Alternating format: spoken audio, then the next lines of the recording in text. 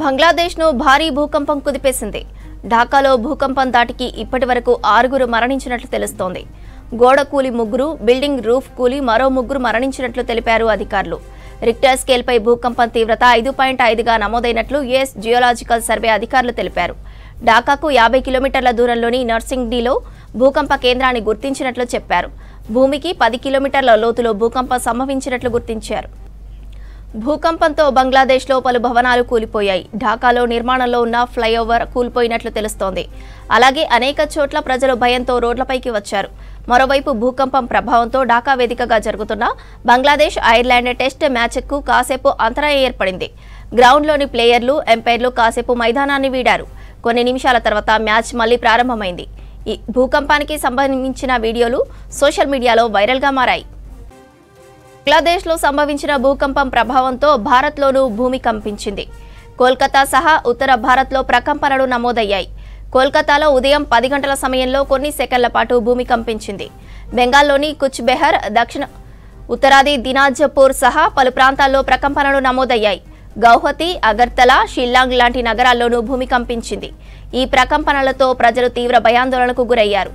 ఒక్కసారిగా ఇళ్ల నుంచి బయటకు పరుగులు తీశారు. রোববার থেকে আসছি, আমরা শুনেছি যে এখানে একটি বিল্ডিং ভূমিকম্প হওয়ার পর থেকে ধসে পড়লো।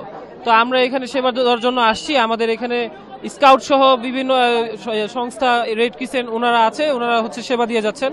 আমরা এখানে ক্রাউড কন্ট্রোল থেকে শুরু করে ভিতরে কোনো আহত আছে কিনা আমরা এগুলো ফাইন্ড আউট করে আমরা তাদেরকে একটা সেফ জোনে নিয়ে আসবো।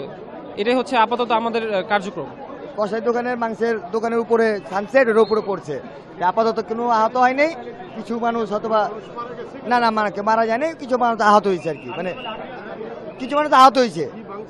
ওই যে দোকানদারের সানসেটটা মানে উপর থেকে ওয়ালটা ভেঙে পড়ে গেছে। রোববার থেকে আসছি, আমরা শুনি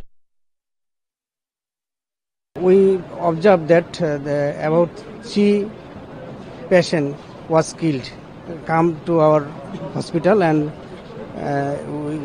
within these patients there was a student of our medical college, and the other about 16 patients has come already, and other injured patients are coming regularly, and we are treating their accordingly, and most of the patient was discharged. There are 2 spot dead, and one was killed for hair, not dead hair.